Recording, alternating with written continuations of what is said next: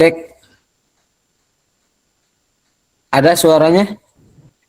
Ya, bisa dengar. Oh ya, alhamdulillah aman, aman, aman. Ya, ahlan wa sahlan kepada Ustazah eh, Syamin yang sudah sama-sama hadir pada malam hari ini. Ahlan wa sahlan juga kepada teman-teman grup Sahabat Fisabilillah yang sudah menyempatkan waktu dan kesempatannya untuk sama-sama hadir pada malam hari ini, meluangkan waktunya untuk sama-sama kita mengambil faidah, mendengarkan materi yang akan disampaikan nantinya. Sebelum saya mulai, dipersilahkan kepada teman-teman semua untuk mengajak kembali teman-temannya yang barangkali belum bergabung, yang barangkali lupa dengan agenda malam ini, silahkan bisa diingatkan kembali. Mudah-mudahan dengan apa yang kita ajak kepada teman kita itu Allah Subhanahu wa taala memberikan pahala 2 kali lipat buat kita semua sebagaimana yang disabdakan oleh Nabi Muhammad SAW, man dalla ala khairin falahu ajrun misla fa'ilihi, atau fi riwayatin ukhra, atau pada riwayat yang lain Nabi menyebutkan man sanna sunatan hasanah fil Islam falahu ajrun misla fa'ilihi. Ya, sebelum dimulai silahkan diajak kembali teman-temannya. Yang sudah hadir boleh absen dulu ya. Sampaikan nama lengkapnya, nama panggilan, dan juga asal ataupun umur boleh lah ya, biar nanti panggilannya sapaannya enak kita dengar ya. Sekarang saya perkenalkan Muhammad Iqbal dari Sumedang, Jawa Barat, Indonesia, dan Tumi Kekasih Bima Sakti, usia 25 tahun, panggilnya Iqbal aja kayak gitu ya. Nah, ya udah kenalan. Apa ya tadi speakernya lupa, belum diaktifin. Insya Allah kita akan mulai di jam 20:05 ya. 5 menit nunggu teman-teman yang lain dulu. Sambil nunggu teman yang lain, sambil dicatin ya teman-temannya, yang satu grup, yang satu circle, yang satu sekolah barangkali, yang mutualan di media sosial boleh diajak kembali. Nah,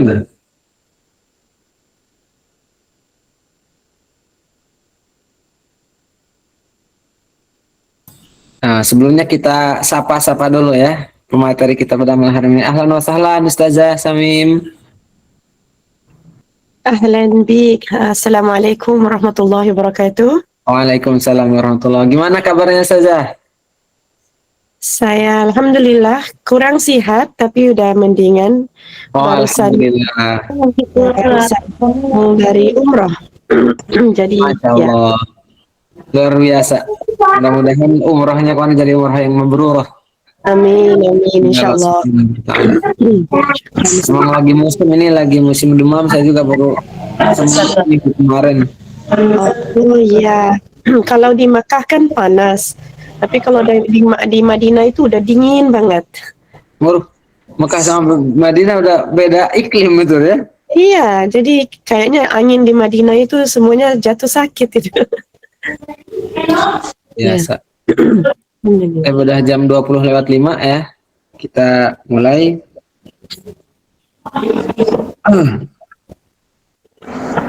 Bismillahirrahmanirrahim. Assalamualaikum warahmatullahi wabarakatuh.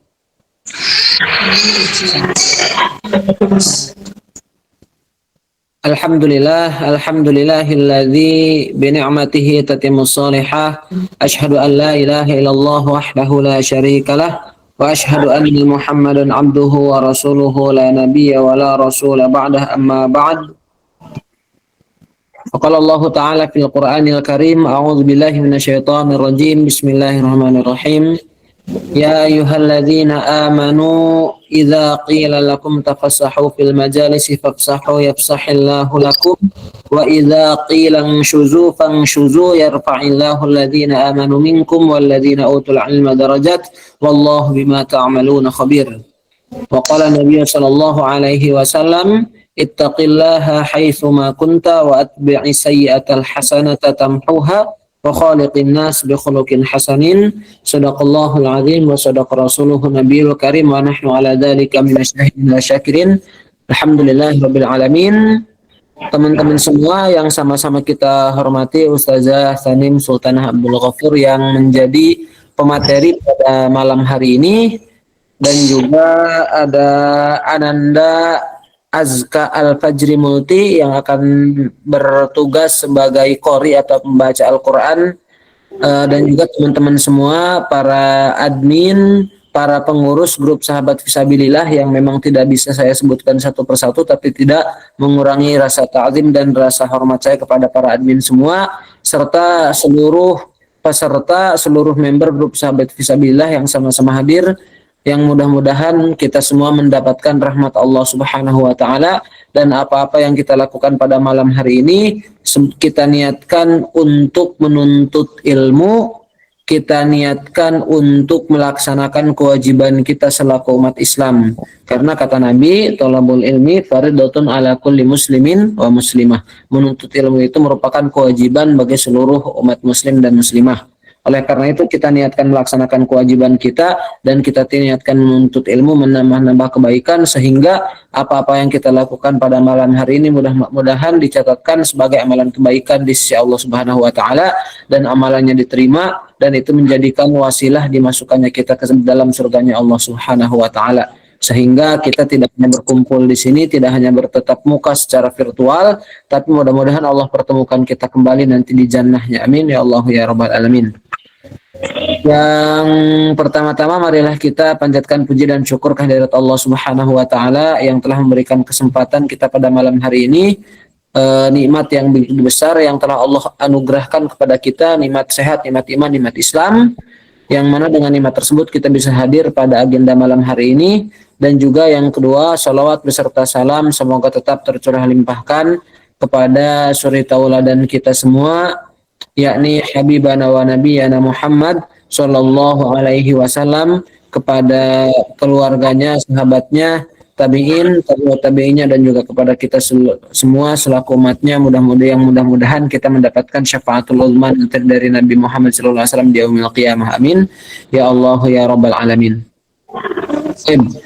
Yang selanjutnya langsung saja kita ke acara yang pertama ya, acara yang pertama dulu. Mari sama-sama kita buka acara pada malam hari ini dengan melafazkan basmalah bersama-sama. Ya, boleh teman-teman semua di kolom komentar biar gak terlalu lama ya. Bismillahirrahmanirrahim. Yang kedua yaitu mari sama-sama kita simak bersama pembacaan ayat suci Al-Quran yang insya Allah pada kesempatan malam hari ini akan dibacakan oleh Ananda Azka Al-Fajri Mufti dari Panti Asuhan Putra An-Nisa Pekanbaru ya. Beliau ini qori kita pada malam hari ini, lahir di Pekanbaru 10 Maret 2012, umur baru 13 tahun, luar biasa ya. Kemudian untuk pendidikannya sekarang beliau menempuh pendidikan di sekolah menengah pertama atau SMP kelas 8 atau kelas 2, yang mana beliau tinggalnya di Panti Asuhan Putra An-Nisa. Jadi ini panti asuhan yang mempunyai program tahfidzul Quran. Panti asuhan yang memiliki program tahfidzul Quran. Insya Allah di sana banyak program-program kebaikan. Jadi bagi teman-teman semua yang ingin berdonasi atau memiliki keluangan rezeki, boleh itu ya. Di antara pahala jariah yang Allah sebutkan melalui lisan yang mulia Nabi Muhammad SAW itu adalah shadaqatun jariyatun ya. Shadaqat jariyah, rezeki yang kita keluarkan untuk pembangunan pesantren, untuk pembangunan masjid, untuk pembangunan sarana-sarana yang bisa dipergunakan untuk kebaikan dan juga ibadah kepada Allah Subhanahu wa taala. Salah satunya panti asuhan tempat Ananda Azka Al-Fajri Mufti ini. Oke, biar tidak berlama-lama, kepada Ananda Azka Al-Fajri dan tempat dipersilakan.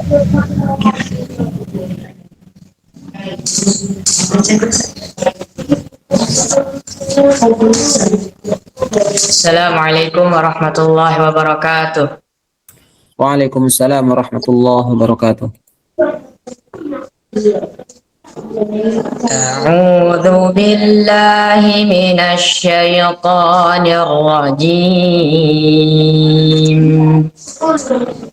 Bismillahirrahmanirrahim.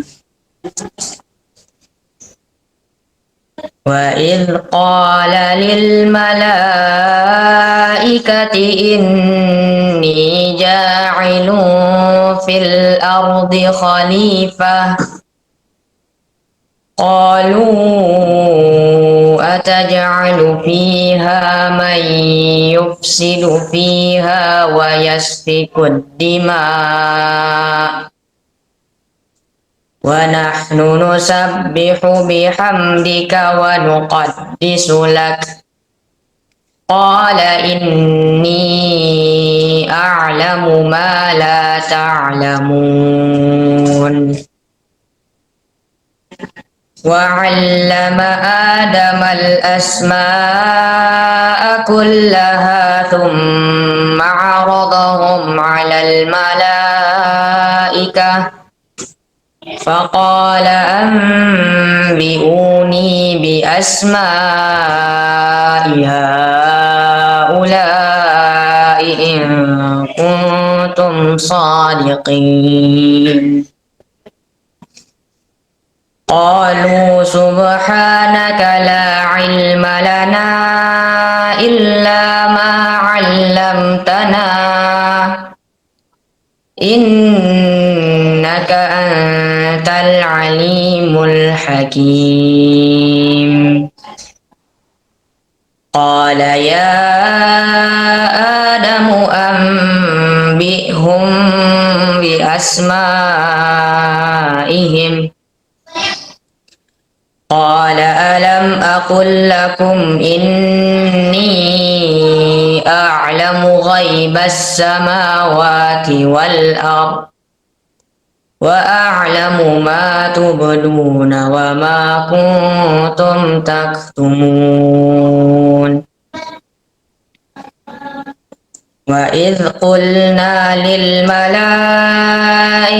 اسجدوا لآدم فسجدوا إلا إبليس أبى واستكبر وكان من الكافرين. صدق الله العظيم.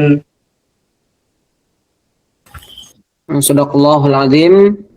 Alhamdulillah, terima kasih kepada Ananda Azka yang telah membacakan Al-Quran tadi surah Al-Baqarah dari ayat 30 sampai 35 yang sangat luar biasa. Mudah-mudahan kita yang menyimak mendapatkan rahmat dan kasih sayang Allah Subhanahu wa taala. Bagaimana yang Allah firmankan juga di dalam Al-Quran, wa idza quri'al qur'anu fastami'u lahu wa ansitu la'allakum turhamun. Kata Allah Subhanahu wa taala, wa idza quri'al qur'an, dan apabila dibacakan Al-Qur'an lahu kepada kalian, fa ansitu, wa idza quri'al qur'anu fastami'u lahu wa ansitu la'allakum turhamun. Maka fastami'u, dengarkanlah oleh kalian, situ dan diamlah oleh kalian, la'allakum turhamun, agar kalian semua mendapatkan rahmat dari Allah Subhanahu wa taala. Mudah-mudahan yang mendengarkan mendapatkan rahmat dari Allah Subhanahu wa taala, khususnya untuk yang membaca mendapatkan lipatan pahala dari Allah Subhanahu wa taala. Yang selanjutnya kita akan sama-sama menyaksikan terlebih dahulu video seremonial dari grup Sahabat Fisabilillah. Oleh karena itu kepada admin yang bertugas dipersilahkan untuk share screen atau membagikan layarnya video seremonial grup Sahabat Fisabilillah.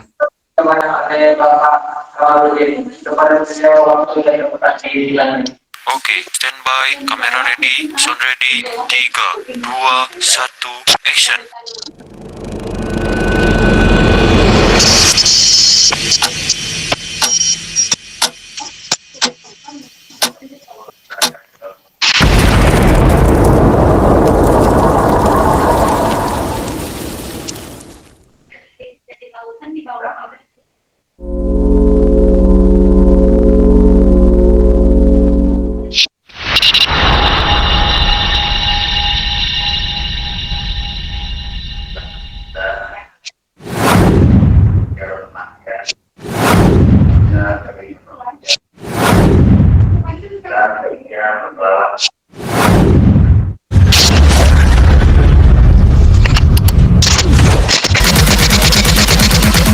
Welcome to the Space Network.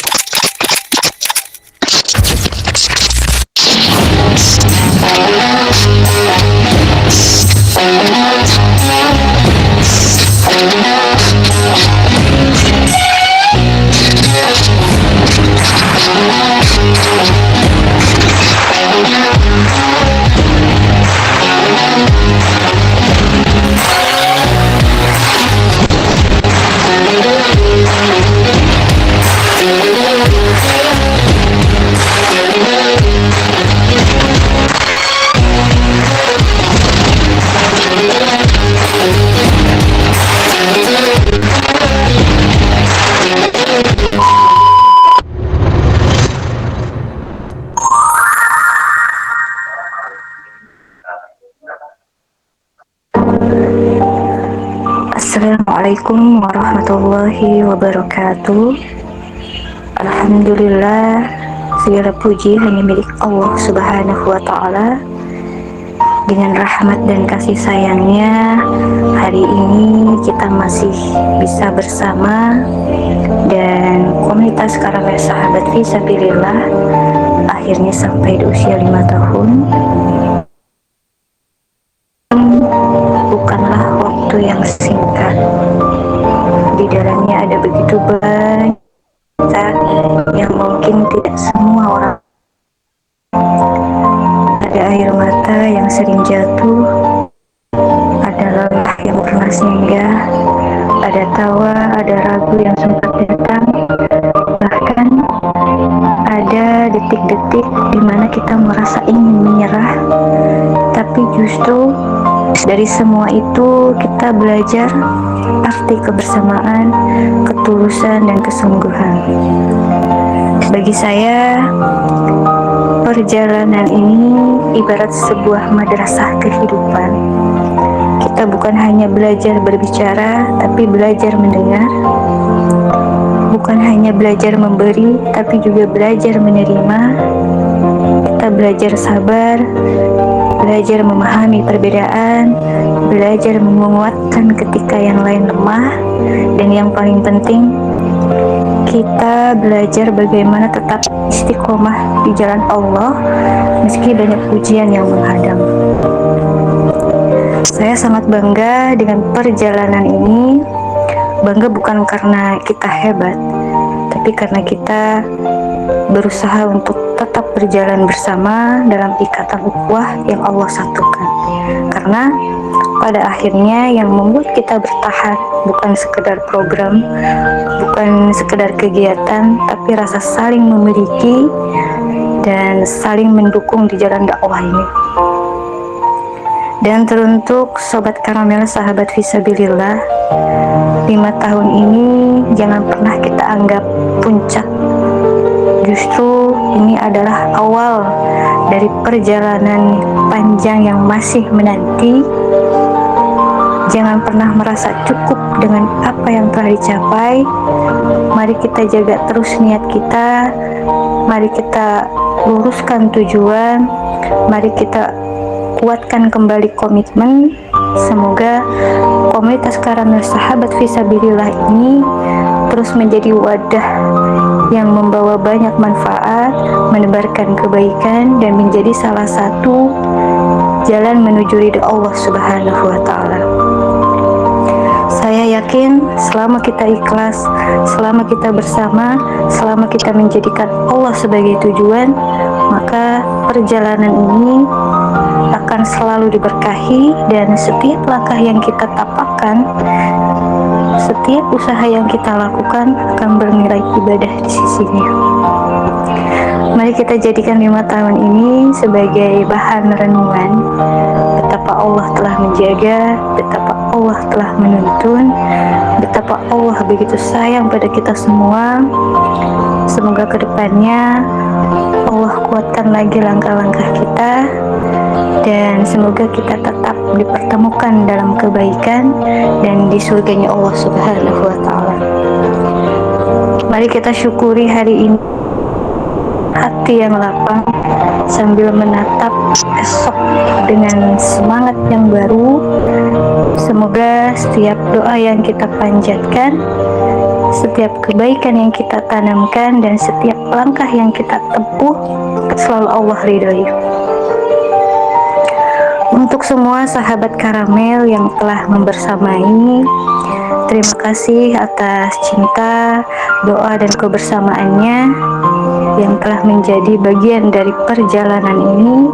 Tanpa kalian, Karamel sahabat fisabilillah bukanlah apa-apa.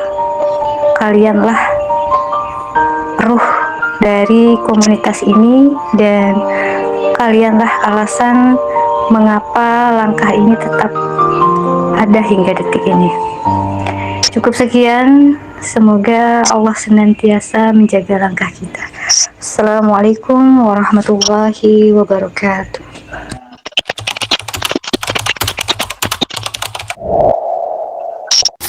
Bismillahirrahmanirrahim. Semua bermula dari sebuah niat kecil untuk saling mengingatkan dalam kebaikan, lalu tumbuh menjadi komunitas besar yang bernama Sahabat Fisabilillah.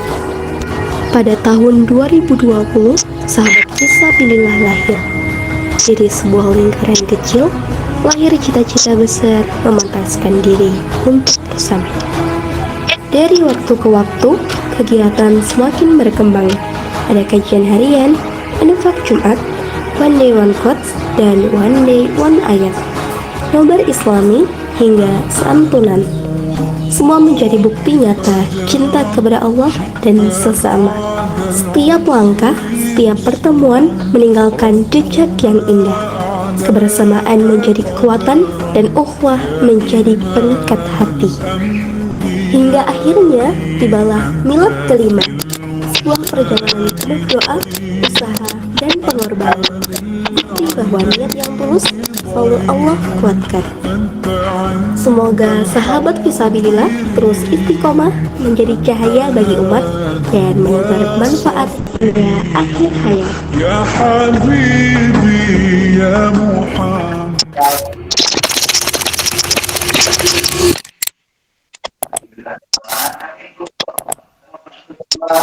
Kami mengucapkan selamat milad kelima sahabat fisabilillah. Semoga semakin dekat, semakin kuat, dan selalu bersama di jalan Allah.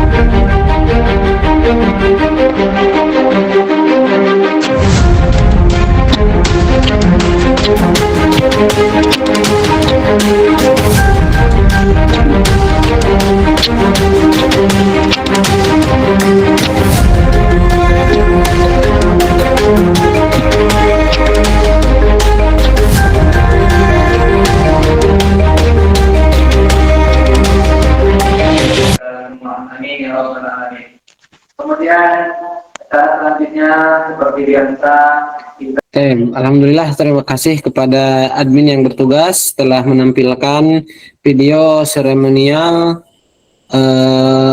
milad yang kelima grup sahabat fisabilillah, komunitas sahabat fisabilillah. Mudah-mudahan langkah-langkah ke depannya yang akan kita hadapi selalu senantiasa diberikan keberkahan oleh Allah Subhanahu wa taala. Amin ya Allah ya rabbal alamin. Yang selanjutnya langsung saja kita ke acara yang utama kita pada malam hari ini, yaitu penyampaian materi oleh Ustazah Samim Sultanah Abdul Ghafur, yang mana kita semua harus mempersiapkan telinganya, mempersiapkan matanya, mempersiapkan alat tulisnya, karena yang namanya menuntut ilmu harus serius. Yang serius aja kadang ilmunya dapat setengah, apalagi kalau yang nuntut ilmunya nggak serius. Oleh karena itu, mari sama-sama kita simak bersama materi yang akan disampaikan oleh pemateri kita pada malam hari ini. Kepada Ustazah Samim Sultanah Abdul Ghafur, waktu dan tempat dipersilahkan. Syukran Ustaz Iqbal. أعوذ بالله من الشيطان الرجيم. بسم الله الرحمن الرحيم. الحمد لله رب العالمين، والصلاة والسلام على أشرف الأنبياء والمرسلين سيدنا محمد وعلى آله وصحبه أجمعين. قال رب اشرح لي صدري ويسر لي أمري واحلل عقدة من لساني يفقه قولي. السلام عليكم ورحمة الله وبركاته. Waalaikumsalam warahmatullahi wabarakatuh. Masya Allah, Alhamdulillah. Pertama sekali saya minta maaf kalau suaranya agak ya gimana gitu. Saya baru pulang dari umroh dan terus demam. Dan Alhamdulillah sudah mendingan. Apapun, Alhamdulillah ya ala kulli halin. Ada sedikit suara aja saya sudah cukup bersyukur. Dengan sedikit suara yang Allah berikan, kita masih bisa sharing. Walaupun mungkin gak enak ya kedengarannya kayak radio rusak gitu kan. Tapi Alhamdulillah. Yang kedua kali ini saya ingin mengucapkan jutaan terima kasih kepada ini sahabat fisabilillah, Masya Allah, Subhanallah. Ini manajer saya beritahu rencananya udah kontak sama saya udah setahun yang lalu dan mau ada perjumpaan hari ini. Jadi Alhamdulillah ini semua takdir Allah Subhanahu wa taala, kita dapat berjumpa dan Allah sihatkan saya hari ini, Alhamdulillah. Jadi terima kasih sahabat fisabilillah dan selamat ya milad kelima, Masya Allah. Masya Allah, Subhanallah. Semoga Allah memberkati dan saya suka banget sama videonya, keren banget itu videonya. Dan katanya kan ini permulaan sahaja gitu kan, Subhanallah. Jadi amat bangga apa yang dilakukan oleh sahabat-sahabat saya di Indonesia. Kita di mana saja, di Indonesia kah, di Singapura kah, di Malaysia kah, kita semua satu dan kita ada tanggung jawab buat berdakwah di mana aja kita berada. Bukan kerana kita hebat, bukan kerana kita mempunyai lebih dari orang lain, bukan, kerana itu tanggung jawab kita. Nabi Muhammad SAW mengatakan khairun nas anfa'uhum linnas. Sebaik-baik manusia adalah yang paling banyak memberikan manfaat kepada yang lain, kepada manusia yang lain.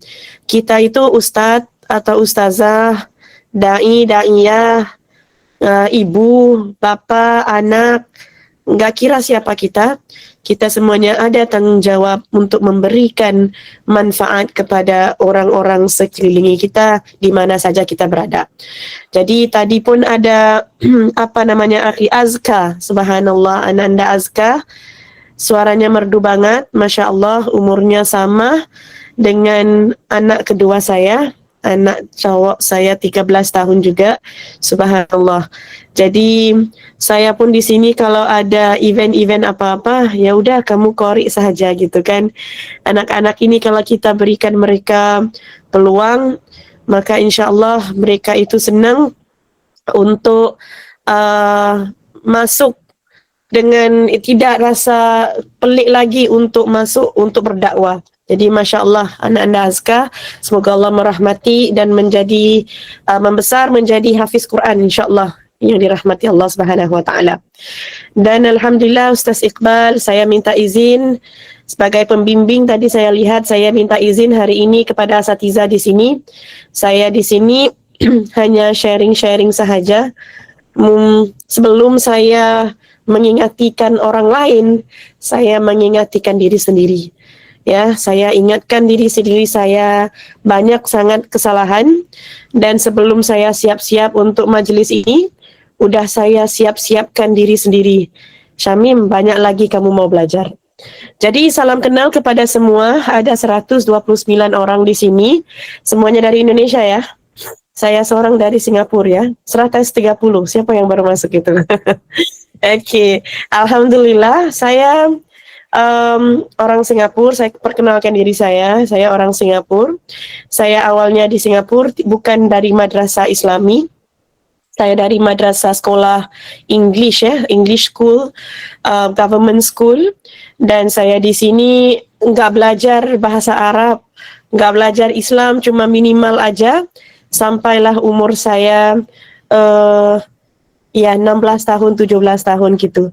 Okey. Jadi 15 tahun ibu dan ayah bawa saya ke umrah, dan di ketika itu saya mendengar Syekh Abdul Rahman Sudais, dan barusan saja menjadi imam di Masjidil Haram, bacakan sesuatu ayat saya nggak paham. Dan terus beliau kan suka nangis ya. Kalau baca ayat-ayat azab, saya di belakang itu gimana ini? Saya tuh bisa baca Quran tapi nggak paham, saya nggak bisa nangis. Masa saya nggak bisa nangis? Ini kan message daripada Allah untuk saya juga. Jadi itu terdetik umur saya 15 tahun di Masjidil Haram di Mekah. Untuk saya itu, Syamim, kamu harus belajar Al-Quran, kamu harus bisa faham Al-Quran. Itu niatnya terdetik umur saya 15 tahun.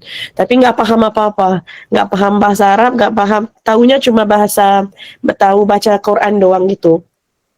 Dan Allah hantar saya di umur 17 tahun, saya pergi ke pondok pesantren di Indonesia, Pondok Pesantren Darussalam Gontor. Mungkin ramai yang tahu. Jadi saya adalah alumni Gontor sebenarnya. Kalau mungkin ada yang nanya ya, ini kok lahjanya, logatnya kayak orang Indonesia. Ya udah lama nggak ngomong bahasa Indonesia, tapi saya memang santri Gontor. Dan dulu di mana? Di Mantingan, Ngawi. Kalau yang buat cowok di Putra di Ponorogo, saya di Mantingan di Ngawi, dan di sanalah permulaan saya belajar mengenai Islam, mengenai bahasa Arab, dan saya rasa kalau kalian semua orang Indonesia, ada parti-parti popo semuanya keluar ya, kalau sebut Gontor ya.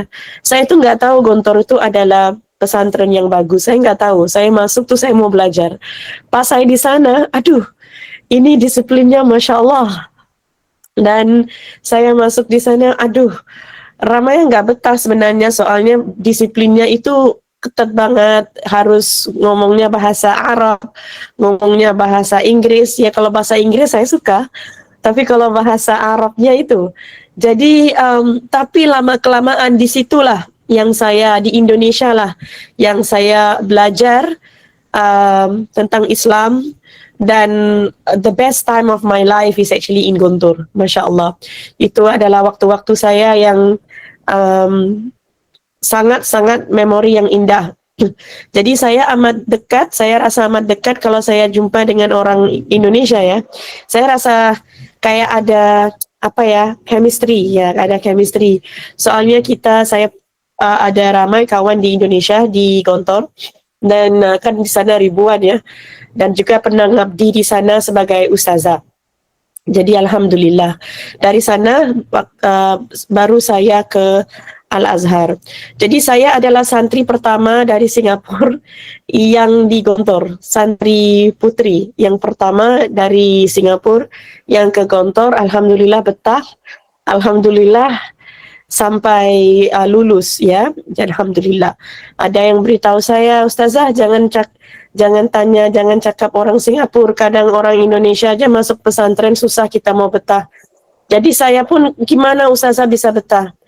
Jawaban saya itu satu aja. Jawaban saya itu ini semua kerja Allah. Saya pun nggak tahu gimana. Tapi Allah Subhanahu Wa Taala, kalau kita buat karena Allah itu, mungkin dulu itu saya nggak tahu, tapi saya tuh mau belajar karena Allah. Tapi tak tahu kenapa tapi ya lillahi ta'ala, ya Allah engkau lah bantu aku. Dan memang Allah yang akan bantu kita kalau kita nanya pada Allah dan niat kita memang kerana Allah Subhanahu Wa Taala. Jadi alhamdulillah.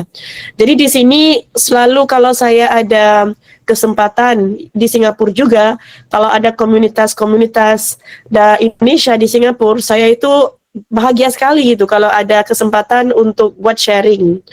Jadi sedikit sebanyak bisa lagi kita silaturahim, bukan hanya dengan orang Singapura tapi juga dengan teman-teman di Indonesia. Jadi alhamdulillah hari ini topiknya itu begitu mendalam ya, mengenai luka, mengenai orang-orang yang pernah melukai kita gitu kan. peristiwa-peristiwa buruk yang terjadi kepada kita. Subhanallah. Jadi saya berikan satu metafor ya, cara saya mengajar. Kalau mungkin ada yang ikut saya online ya, saya ada online classes. Cara saya mengajar itu, saya suka mengajar sesuatu yang mana nanti lepas kelas itu kalau udah tutup masih ingat, pelajarnya masih ingat apa yang saya ajar. Kalau saya ajar terus ikut suka hati saya tapi pelajar nggak ingat, maksudnya apa yang saya ajar tuh nggak masuk.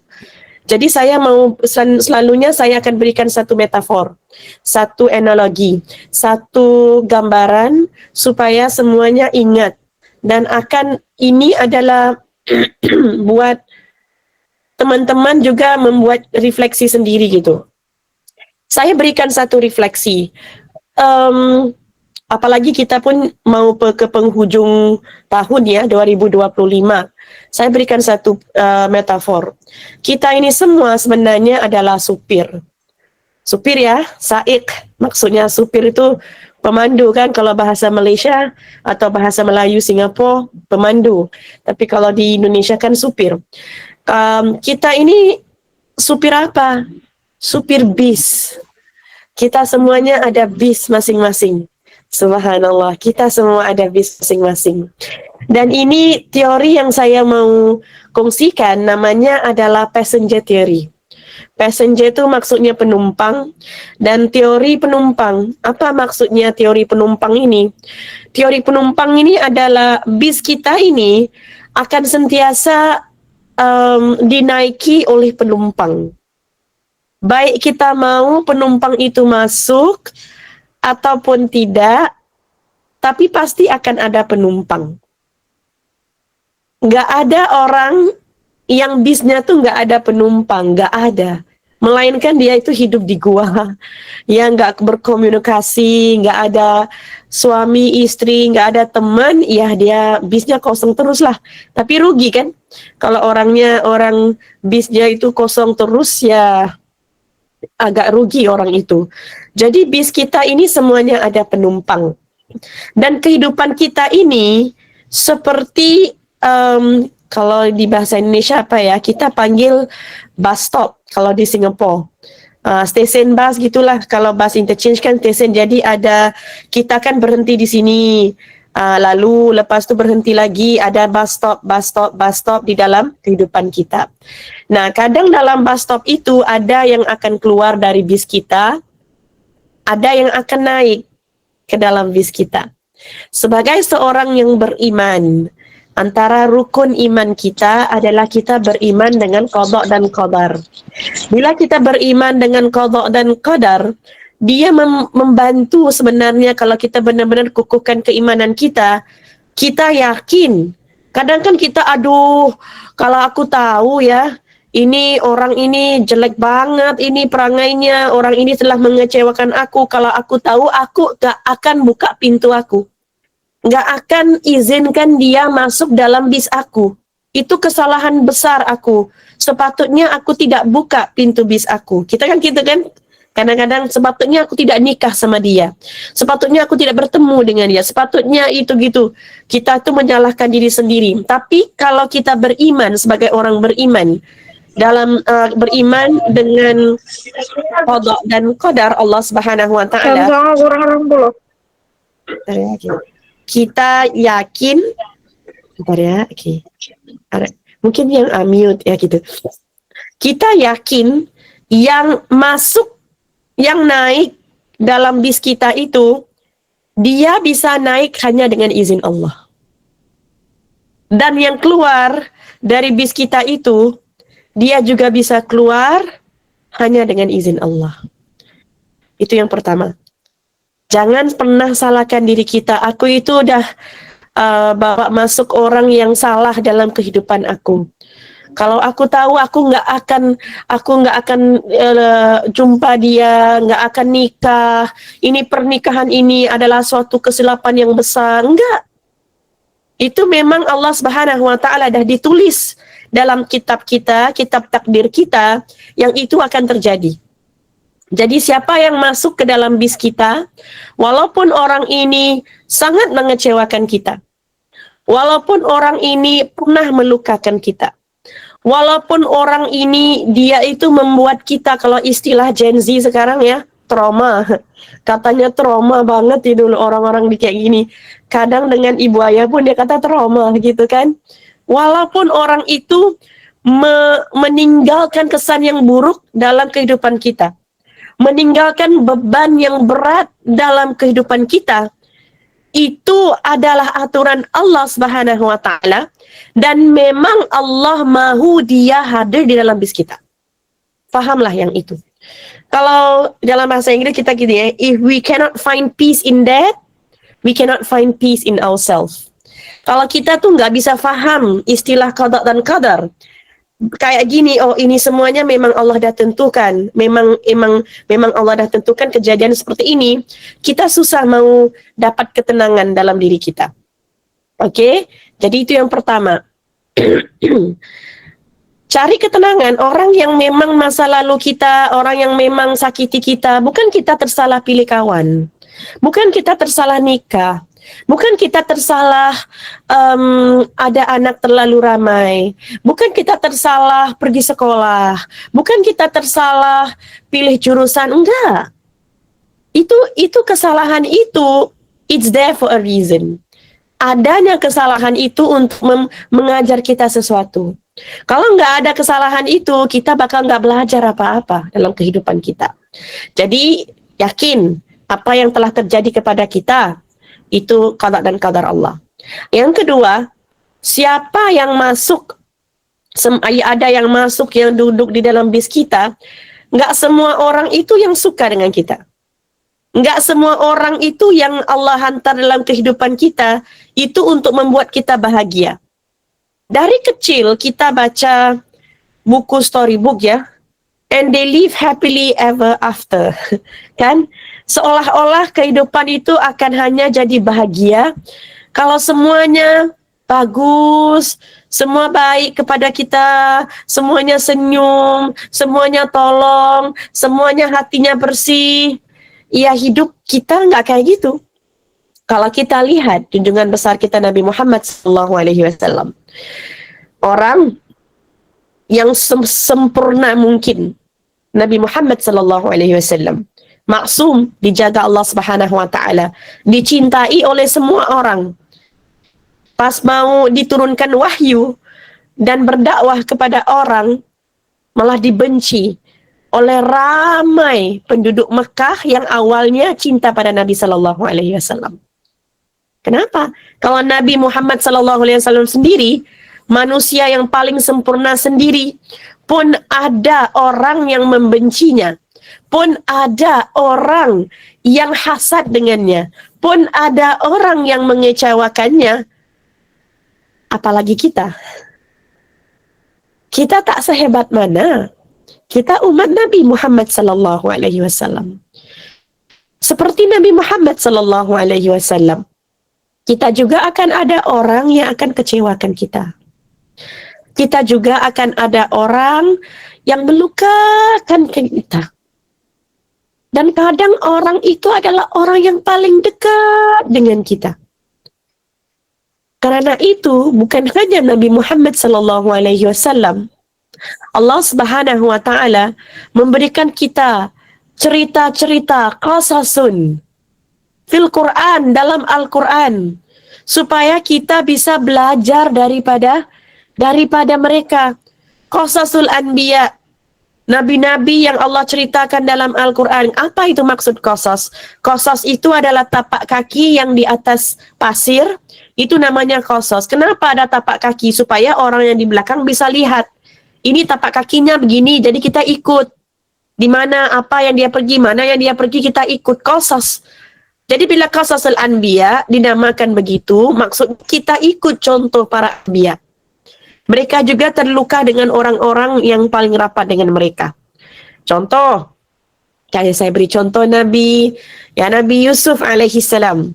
Nabi kesayangan ramai itu. Kalau ngomong pasal Nabi Yusuf aja, ya Allah, Ustazah saya mau lihat gimana gantengnya Nabi Yusuf. Subhanallah. Begitu kan, Masya Allah. Tapi dengan Nabi Yusuf alaihi salam sendiri, anaknya Nabi Yakub alaihi salam. Semuanya 12 saudara. Benar? Nah, 10 saudaranya itu mau membunuhnya. Satu saja Binyamin itu nggak mau membunuhnya. Tapi 10 yang 10 itu nggak mau Nabi Yusuf alaihi salam. Campak dia ke dalam perigi buta. Lepas itu menipu kepada Nabi Yakub alaihi salam. Dan mau kerana perbuatan saudaranya itu, dia bukan hanya dicampak dalam perigi buta. Dia dijual sebagai hamba. Dia harus bekerja sebagai hamba. Dia difitnah. Dia dimasuk ke dalam penjara. Bertahun-tahun di dalam penjara. Semuanya gara-gara siapa? Gara-gara saudara-saudaranya. Itu Nabi Yusuf alaihi salam. Subhanallah. Tapi kalau kita lihat Nabi Yusuf alaihi salam, ceritanya tuh surah tuh enak banget tuh. Masalah demi satu masalah, lepas satu masalah. Nah, akhir-akhirnya itu Nabi Yusuf alaihissalam memaafkan semua saudara-saudaranya. Nabi Yusuf boleh aja itu, kenapa aku harus memaafkanmu? Karena engkaulah aku menderita, gitu kan, kayak drama-drama Indonesia gitu kan, atau drama-drama Malaysia gitu kan, karena kamulah saya menderita, kan kalau orang Malaysia kata macam gitu. Dia bisa aja. Kamu nggak tahu karena kamu hidup aku yang aku ini handsome, tapi hidup muda aku ini semua membazir karena kamu. Enggak pernah. Nabi Yusuf alaihissalam malah memaafkan saudara-saudaranya. Saya teringat hadis Rasulullah sallallahu alaihi wasallam. Bersabda Rasulullah sallallahu alaihi wasallam, "Wa ma zadallahu 'abdan bi'afwin illa izzan."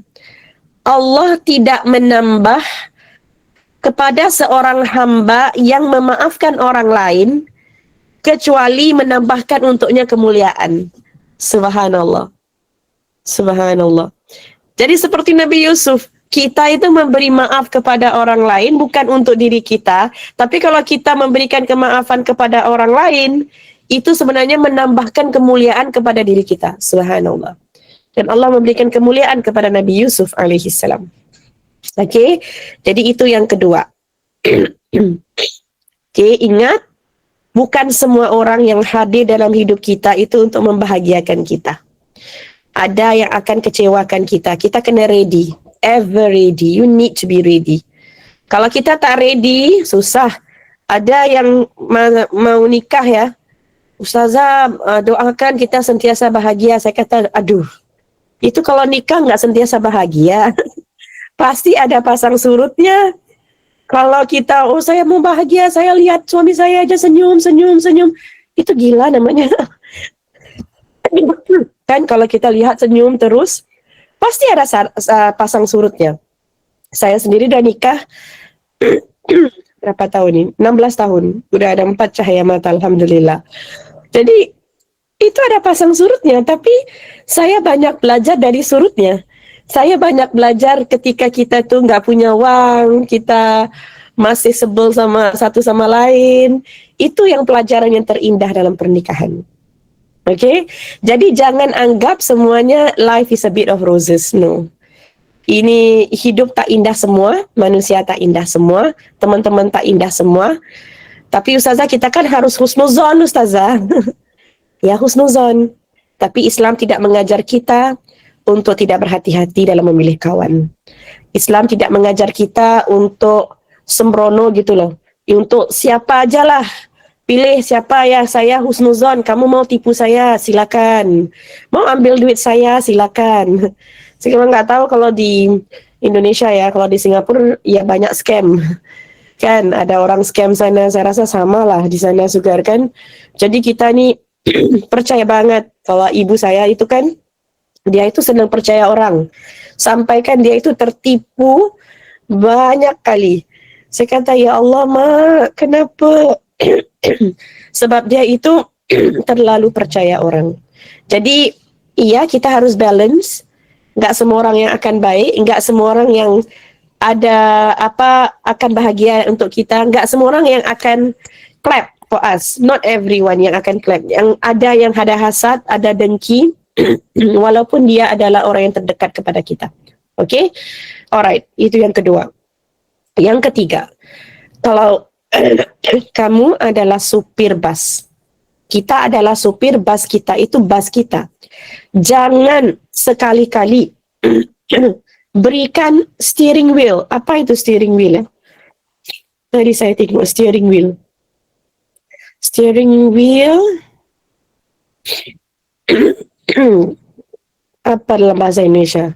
Setir, kemudi ya, setir ya. Iya, setir. Jadi jangan pernah kita memberikan setir itu kayak steeringnya, tapi setir ya, dia dari Inggris di Indonesia kan setir. Jadi kita jangan pernah memberikan setir kita itu kepada pemandu kita. Jangan pernah. Saya lihat ramai ya apa itu cewek daripada cowok di sini, dan mungkin kita itu, saya sebagai seorang wanita, saya kongsi ya, wanita ini kita sering dengan tidak perasan ya, mungkin kita tidak sangka atau tidak perasan, kita itu memberikan setir kita kepada orang lain. Jadi orang yang kecewakan kita itu memberikan dia itu pemandu sebenarnya, tapi kita berikan dia setir. Jadi kita itu kecewa sama dia 1 hari mulu, kita pikir pasal dia, 2 hari pikir pasal dia, 3 hari pikir pasal dia, 1 minggu pikir pasal dia, 1 bulan pikir pasal dia, 1 tahun masih sebel sama dia itu. Karena kita itu memberikan dia kekuasaan untuk setir bis kita. Jadi kita itu nggak kemana-mana gitu. Gimana ini? Saya tuh nggak bisa mikir. Kenapa temanku telah mengecewakanku?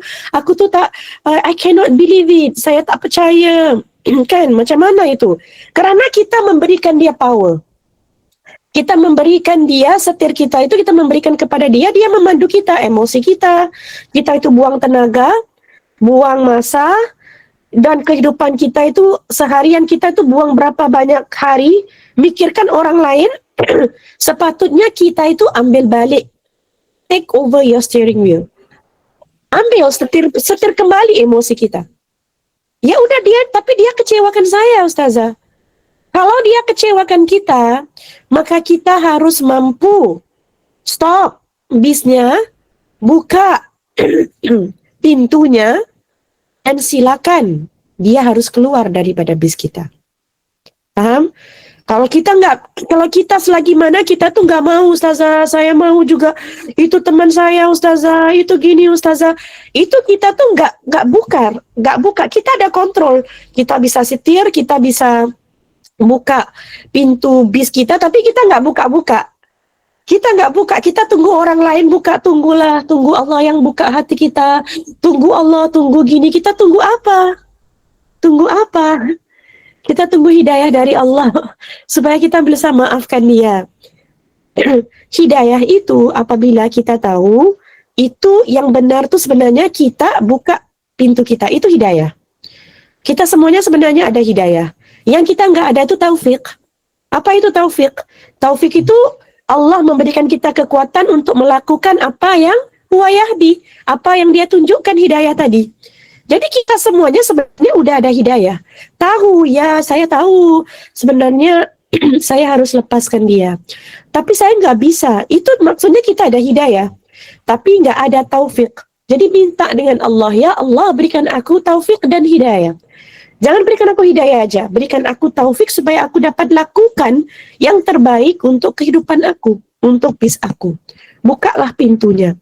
Ada manusia-manusia yang harus keluar daripada hidup kita. Tapi dalam Islam, mungkin ada yang nanya, Ustazah kan berdosa. Kita kan gak bisa kalau putuskan silaturahim, Ustazah. Gimana kita mau ngusir-ngusir orang keluar daripada bis kita? Nah, ada bedanya. Bedanya putuskan silaturahim dan keluarkan orang daripada kehidupan kamu. Kamu jauh diri daripada orang itu, nggak sama dengan putuskan silaturahim dengan orang itu. Itu nggak sama. Tapi dalam kita tengok hidup Nabi Muhammad SAW, ketika di Makkah ramai ketua-ketua Quraisy yang masya Allah, yang memang mendera Rasulullah SAW, yang memang buat susah kepada Rasulullah SAW, kepada Khadijah radhiyallahu anha, kepada semua sahabat-sahabatnya. Ada nggak? Ada. Utbah bin Rabi'ah, Syaibah bin Rabi'ah, Abu Jahal, Abu Lahab, Abu Sufyan. Ada. Hind bin Utbah, ramai yang ingin menyusahkan hidup Nabi Muhammad sallallahu alaihi wasallam.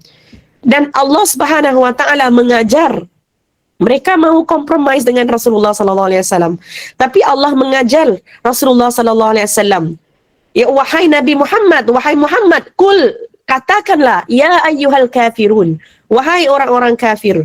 Kan, kul ya ayyuhal kafirun, la a'budu ma ta'budun. Aku tidak akan sembah apa yang kau sembah. Wala antum abiduna ma a'bud, dan engkau tidak akan pernah menyembah apa yang aku sembah. Dan diulang-ulangi lagi, lakum dinukum waliyadin. Untuk kamu agama kamu, untuk aku agama aku. Itu apa itu maksudnya? Kamu tidak ini, bisnya kita bisa sharing nggak? 1 tahun kita sembah, kamu sembah Tuhan kami, 1 tahun lagi kami sembah Tuhan kamu. 1 tahun lagi kamu sembah Tuhan kami, dan 1 tahun lagi kami sembah Tuhan kamu. Bisa nggak sharing-sharing gitu kan, kita compromise. Apa kata Rasulullah, apa kata Allah SWT? La a'budu ma ta'budun, wala antum abiduna ma a'bud, wala ana abidu ma abatum, wala antum abiduna ma a'bud. Itu jawaban kepada mereka. Nggak ada kompromis. Tujuan kamu, bis kamu itu tujuannya udah salah. Tujuan aku dalam bis aku udah salah, bukan di jannah. Kalau kita tujuannya sama, kita bisa sebis. Tapi kita enggak. Tujuan kamu lain, tujuan aku lain, jadi nggak bisa satu bis. Lakum dinukum waliyadin. Itu bukan putuskan silaturahim. Tapi siapa-siapa di antara pembesar-pembesar Quraisy yang bertaubat, Abu Sufyan contohnya di Fathul Makkah, mau bertaubat, Rasulullah SAW terima Abu Sufyan. Khalid Al-Walid mau bertaubat, radhiyallahu an, Allah SWT, Rasulullah terima Khalid Al-Walid. Subhanallah. Tapi mungkin ada orang yang mungkin dia sudah minta maaf Ustazah, tapi saya tuh nggak bisa Ustazah. Dia sudah minta maaf dengan saya, tapi saya nggak bisa lihat muka dia. Kalau saya lihat muka dia itu, saya ingat kembali luka-luka yang terjadi. Nggak apa-apa. Rasulullah Sallallahu Alaihi Wasallam ketika Fathul Makkah, ketika kembali kepada Mekah dari Madinah, itu ada seseorang namanya Al-Wahsy.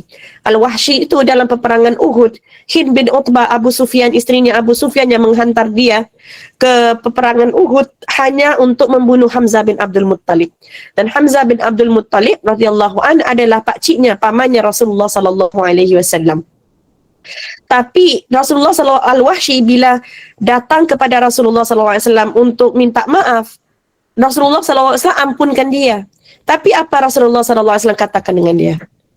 Ya, aku maafkan kamu, tapi jauh-jauh. Kamu pergi jauh-jauh, aku tidak bisa lihat muka kamu. Itu maksudnya kita ini manusia biasa. Ada orang yang memang kita bisa maafkan dia, tapi kita nggak serapat seperti dahulu. Biasa manusia. Kita ada istilah orang putih, namanya istilah Inggris ya, forgive and forget. Saya rasa ini it doesn't work, impossible. Manusia tak akan forget. Forgive dan forget itu kalau hilang ingatan bisa forget. Kita tak bisa forget. Kita forgive, tapi kita overlook. Overlook tu apa? Maksudnya kita tahu dia pernah buat dosa, kita tahu dia pernah kecewakan kita, dia pernah lukakan kita, tapi kita overlook. Kita dah, ya udah, I want to be the greater person. Saya mau jadi orang yang lebih baik. Saya maafkan. Kenapa? Kerana Rasulullah SAW kata, orang yang memaafkan itu Allah akan tambahkan kemuliaan. Dan aku mau kemuliaan daripada Allah Subhanahu Wa Taala. Jadi udah maafkan.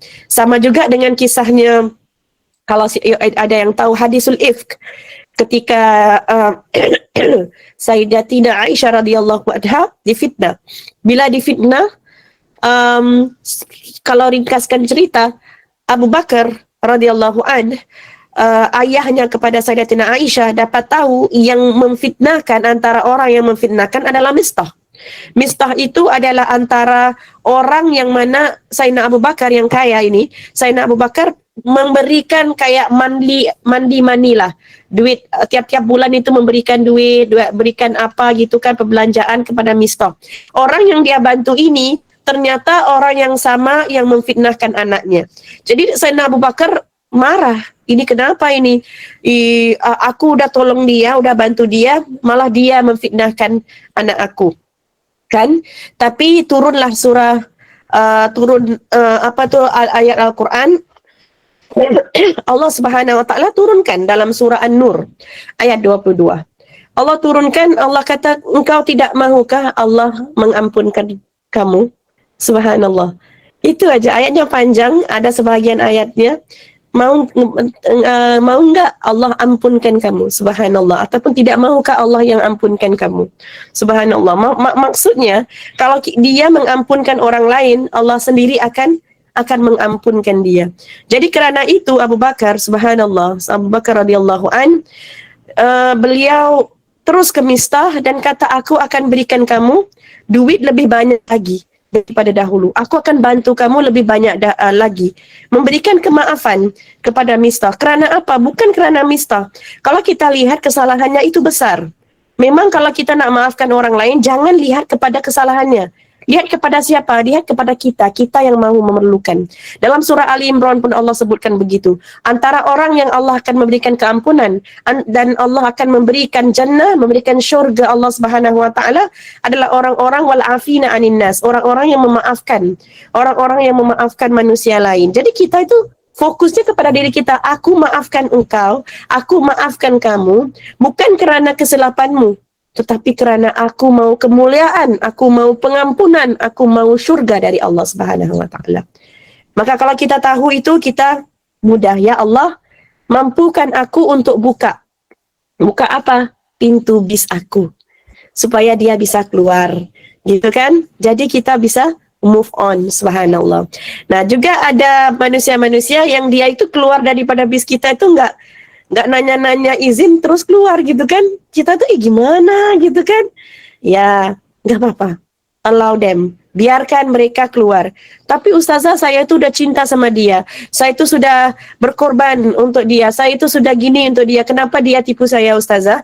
Dia itu keluar daripada bis saya, ia sewenang-wenangnya, enggak nanya permisi, enggak nanya apa gitu. Ya biarkan.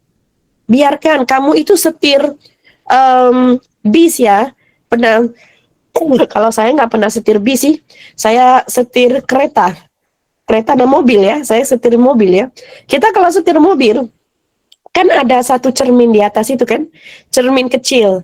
Kalau bahasa orang putih kita panggil rear view mirror. Jadi cermin kecil itu kita akan jeling-jeling lah untuk lihat keadaan di belakang. Gimana di belakang, gimana keretanya, gimana kan, gitu kan kita akan lihat. Jadi orang-orang yang tinggal, yang keluar dari bis kita itu, yang pernah kecewakan kita itu kan, itu kita tuh harus bergerak ke hadapan, maju ke hadapan, masih setir ke hadapan, tapi kita masih lihat-lihat di cermin kecil nih. Oh, dia di sana. Oke, dia di sana. Tapi lihat, sekali-sekali lihat, oke, dia di sana. Kita belajar apa pengajaran yang kita bisa ambil. Tapi kalau kita nyetir, fokus kita itu pada cermin kecil itu doang, ya kita akan kemalangan. Sebab kita tidak fokus kepada jalan raya kita. We have to move on. Mau tak mau kita harus hidup. Jadi fokusnya di depan. Cermin yang di belakang itu memang dia ada, kita masih bisa lihat orang itu. Kita tengok di stop, mungkin orang itu lebih bahagia, orang itu gini, kita masih bisa lihat. Tapi dalam bahasa itu hanya referensi. It is just a point of reference. Ambil apa ya kita bisa belajar. Okey, ini saya tahu. Lain kali kalau saya teman, saya akan berhati-hati. Oh, dia mengajar saya sesuatu dalam kehidupan saya supaya saya itu lebih mengenal apa itu cinta. Gitu. Itu yang kita belajar. It's a point of reference, not a point of residence. Apa itu residence? Residence tu kalau kita tinggal di sana. Ada orang, dia terluka, dia tinggal dalam kelukaan dia itu. Dia lihat fokusnya kepada cermin yang kecil aja itu ya. Hidupnya enggak kemana-mana. 10 tahun, 20 tahun, 30 tahun. Kita masih lihat orang-orang, udah nenek-nenek, datuk-datuk. Lihat masih ada dendam. Dia itu, kemarin itu aku putus tunang kerana dia. Jadi aku dendam. Ya udah nenek, udah nggak ada gigi lagi, mau dendam lagi. Kenapa? Kenapa ada orang seperti itu? Kan ada kan? Kita lihat kadang-kadang orang sudah tua gitu, udah 60-an, masih sebel gitu. ipar dua. Kenapa? Oh, dulu itu 20 tahun yang kemarin, dulu 30 tahun yang dulu. Aduh, udah ada cucu, udah ada cicit, udah nggak ada gigi, udah repot, masih kita itu masih mau ada dendam. Kenapa? Sebab orang itu masih fokus kepada cermin yang kecil itu. Jadi tanya kepada diri kita sendiri, kita itu fokus kemana? Ini kita udah mau masuk 2026. Kita mau fokus kepada kecil, yang cermin kecil, ataupun kita mau fokus ke hadapan? Kita mau nyetir. Kita mau, siapa yang masuk dalam bis aku itu, everyone teach me a lesson. Setiap orang itu akan mengajarku lesson, akan ada pengajarannya. Baik buruk ataupun baik yang bagus, itu tetap pengajaran. Dan dalam kehidupan, kita perlu pengajaran buruk. Kalau seorang bayi, dia lahir setahun, terus bisa jalan, nggak pernah jatuh, dia nggak pernah tahu apa itu daya tahan, dia nggak pernah akan tahu apa itu kuat, kan? Sama juga orang yang ngambil sepeda, orang yang naik sepeda, dia nggak pernah jatuh, ya gimana? Kalau dia naik sepeda nggak pernah jatuh, dia harus jatuh. Jadi kesilapan orang lain dan kesilapan kita sendiri itu mengajar kita sometimes the biggest lesson in life. Okay, itu adalah lesson ataupun ajaran-ajaran yang paling hebat dalam kehidupan kita. Alright, jadi alhamdulillah saya udah, ini betul kan timingnya? Di sana masih jam 9 ya? Benar? 9.8. Kalau di Singapura 10.8. Okay, jadi saya diberi masa sampai 9.10 lah kalau di sana. Lepas tu kita ada Q&A, kita ada jawabannya, soal jawab, jadi nanti kita bisa interaksi. Tapi saya harap metafor yang saya berikan kepada semua, ukhti, akhwat, ikhwan semuanya, saya harap kita bisa refleksi. Siapakah, apa yang telah terjadi dalam bis kita? Sampai daripada kita dilahirkan sampai 2025, kadang ada orang yang masih dalam bis kita 40 tahun dia masih di sana, nggak buang-buang. Kan? Kalau dia harus pergi, maka dia harus pergi. Dan kita mulakan lembaran yang baru insyaAllah pada 2026. Kita nggak celebrate New Year, tapi mau tak mau, kita semua di negara ataupun kita semuanya masih ikut Januari, Februari masih ikut kan, dan jadi kita menggunakan peluang ini untuk memperbaharui bis kita masing-masing, hati kita masing-masing, supaya nanti kita bila ketemu sama Ramadan, Februari nanti kita bertemu sama Ramadan, bis kita udah siap. Nggak perlu kita kemas-kemas lagi. Jadi bis kita tuh udah siap supaya kita menempuh Ramadan dengan lebih enak lagi insyaAllah. Okay, alhamdulillah di sini sahaja. Yang baik itu datang dari Allah, yang buruk itu datang dari diri saya. Saya berikan kepada Ustaz Iqbal insyaAllah.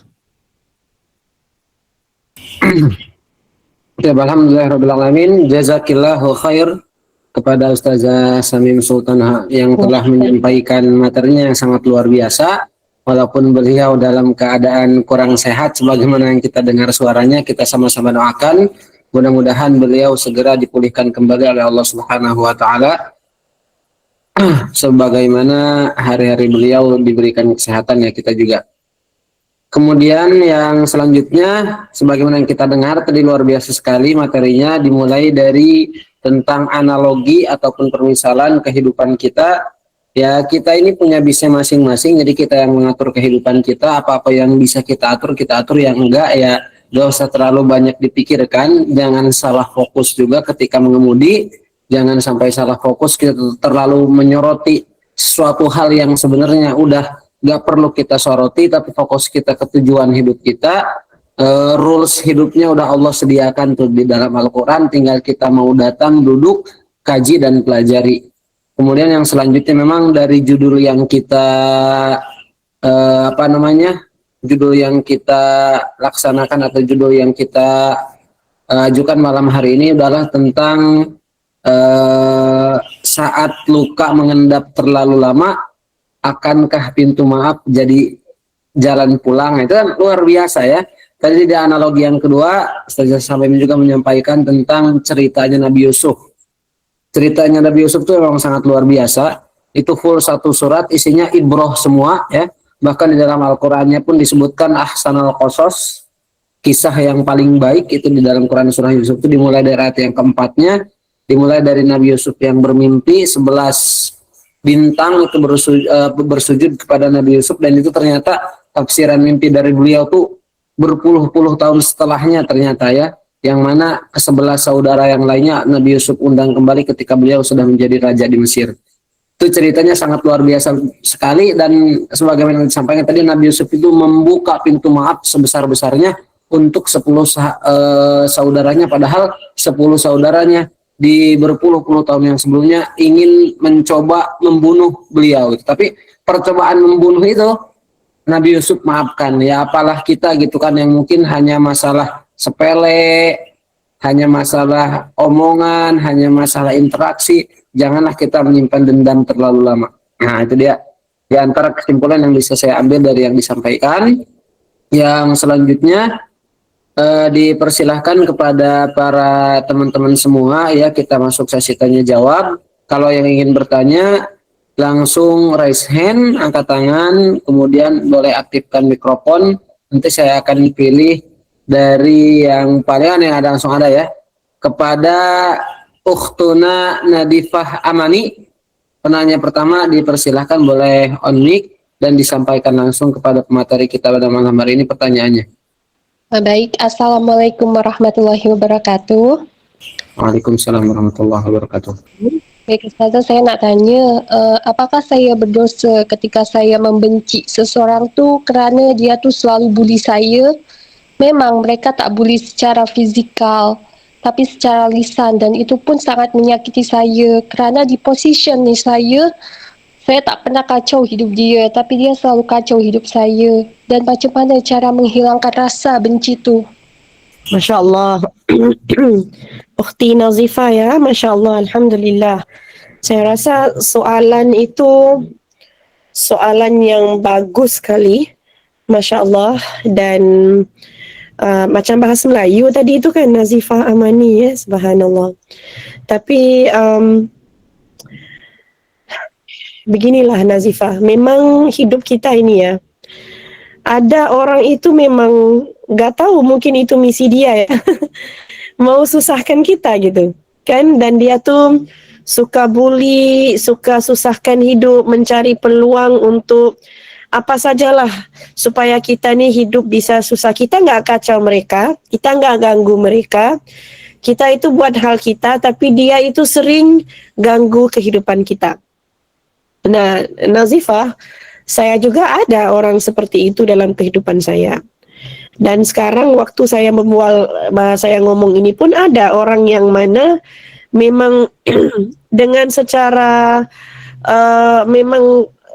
sengajalah yang mau menyusahkan, menutupkan rezeki kita, pintu rezeki kita itu ada, memang ada.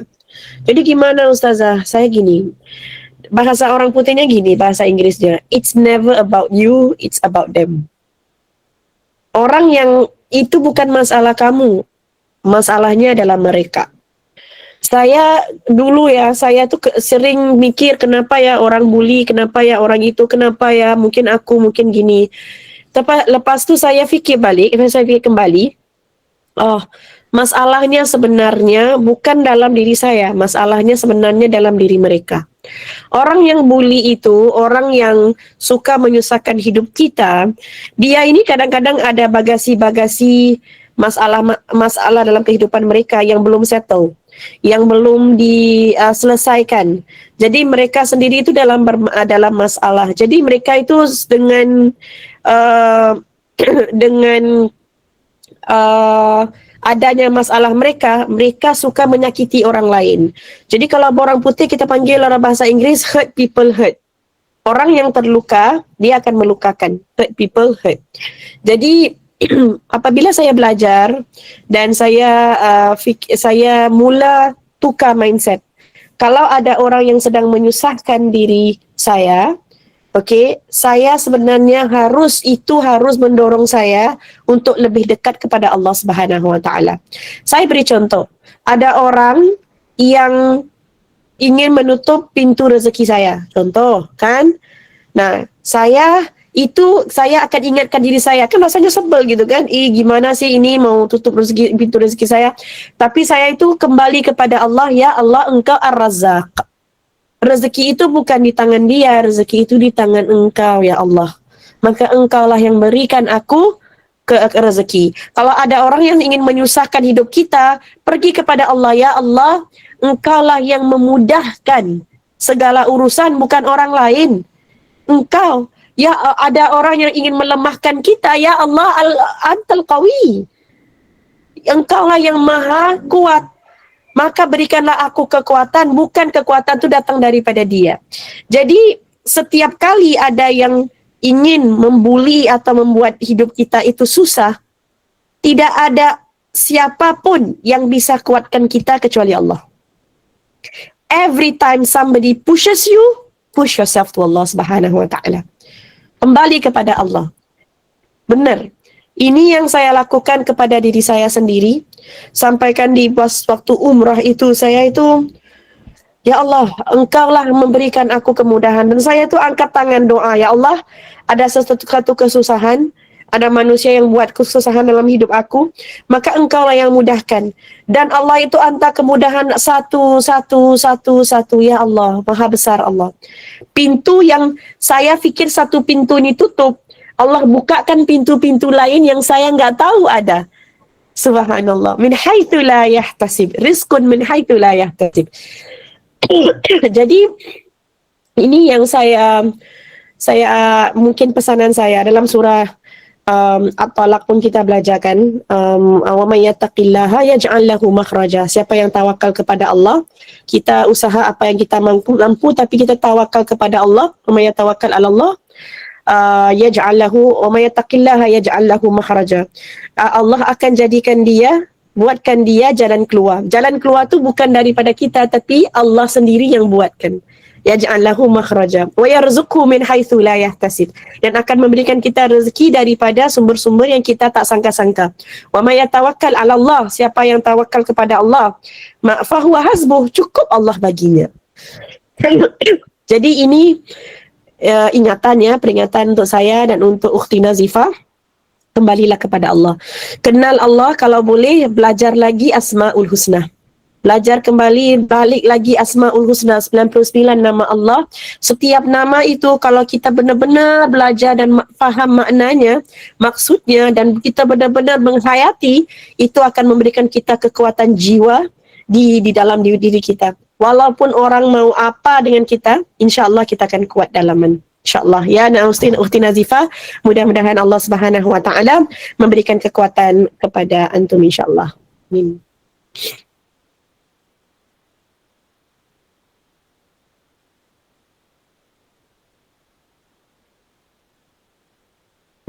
Ustaz, tak bisa dengar Ustaz, unmute.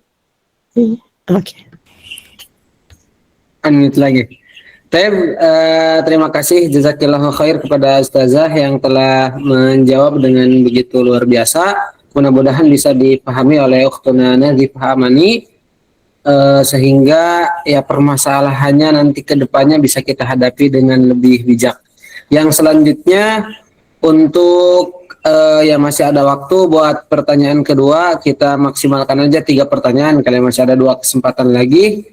Untuk penanya kedua dipersilahkan, bagi yang ingin bertanya boleh langsung raise hand, saya akan acak. Oh, ini udah ada nih nomor 2 ya. Nomor 2 dari Ukhtuna Anggun Bungsu 88, ID Google Meet-nya, dipersilahkan untuk on mic dan sampaikan pertanyaannya. Syukran Ustaz Iqbal. Bismillahirrahmanirrahim. Assalamualaikum warahmatullahi wabarakatuh. Perkenalkan, nama Nanggun Rahmawati dari Room 5. Izin bertanya Ustazah. Nah, ketika kita menjadi seseorang yang tidak enakan dan ada seseorang yang ingin menaiki bus kita, tapi kita tidak enak untuk menolaknya, dan dia itu pergi tanpa pamit dan meninggalkan kekecewaan.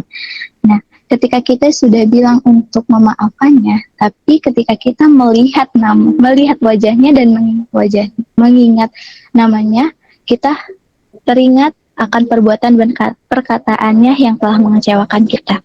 Dan kita itu sudah bilang, sudah memaafkan, tapi kita masih mengingat lukanya. Nah, apakah itu masih termasuk definisi belum ikhlas untuk memaafkannya? Syukran, jazakillah khair, Ustazah. Oke, Masya Allah, syukran Ukhti Anggun ya. Masya Allah, soalannya juga luar biasa, Masya Allah, bagus sekali. Gimana kita mau, kalau kita sudah ampunkan, maafkan, tapi kita itu masih ya ingat kembali kan, fikir kembali, ada yang kalau bahasa orang putih, bahasa Inggris namanya triggers. Triggers ni maksudnya sesuatu yang terjadi trigger dari emotion. Kita itu jadi ingat kembali, gimana gitu kan, dia itu pernah lukakan aku, dia pernah kecewakan aku, ingat balik. Jadi gimana? Yang pertama, kalau kita udah ampunkan orang itu, tergantung gimana ya, siapa orang itu. Kalau dia memang orang yang tidak penting dalam kehidupan kita, soalnya dia itu tidak mau berubah dan dia masih orangnya gimana gitu kan, kita itu bisa aja kita itu letakkan boundaries. Maksudnya udah jangan jumpa dia, kalau boleh blok dia di IG ya, di IG, di Facebook, di WhatsApp, itu blok. Itu bukan putuskan silaturahmi Kak Ustazah, bukan. Itu maksudnya orangnya mungkin dia itu memang suka, ada orang kan dia suka letak di IG-nya ya benda-benda yang sarkastik, apa ya, seperti suka aja post sesuatu tentang kita gitu kan, sindir-sindiran gitu kan. Kita lagi baca lagi gak marah, lagi baca lagi gak bisa maafkan gitu kan. Itu namanya trigger. Jangan baca. Jadi apa? Ustazah blok. This is for your own goodness. Maksudnya itu kita nggak mau masukkan dalam kehidupan kita. Kita perlu waktu dan ruang untuk menjadi oke. Dan masa itu ya, waktu itu kita kata Ustazah I can never be okay. Saya tak boleh jadi oke. Sebenarnya kita bisa. Kita hanya perlukan ruang dan waktu. We need the space, we need the time. Kalau kita ada ruang dan waktu, mungkin ambillah masa beberapa bulan, 1 tahun, 2 tahun, healing, namanya healing, pergi ke umrah, pergi ke Masjid Al-Aqsa, belajar ta'lim, belajar di majlis-majlis ilmu, sucikan hati kita, dekatkan diri dengan Allah. Kalau kita memang buat seperti ini, hati kita ini akan, saya rasa tenang kembali. Saya nggak apa-apa, saya bisa lihat muka dia, tapi dia tuh nggak trigger apa-apa dalam saya. Maksudnya kita bisa, jangan buka balik, jangan buka luka yang sakit. Kamu ada luka, kamu jangan ada jahitan, jangan buka balik lukanya.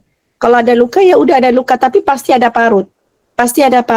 Badan kita juga ada parut. Kalau kita lihat parut tuh, aku teringat ini lukaku ketika kecil, naik sepeda, ini terjatuh di longkang, di apa gitu kan, pasti ada.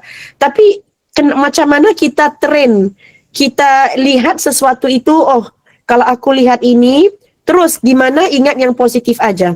Gimana apa yang positif aku bisa ambil. Sebenarnya aku bisa terima kasih kepada dia. Kalau bukan kerana dia, hidup aku ini mungkin aku tidak jadi lebih matang. Mungkin aku tidak akan ada suami yang lebih baik. Mungkin aku tidak gini-gini teman yang lebih baik. Gitu kan? Mungkin aku tidak menghargai persahabatan selepas ini.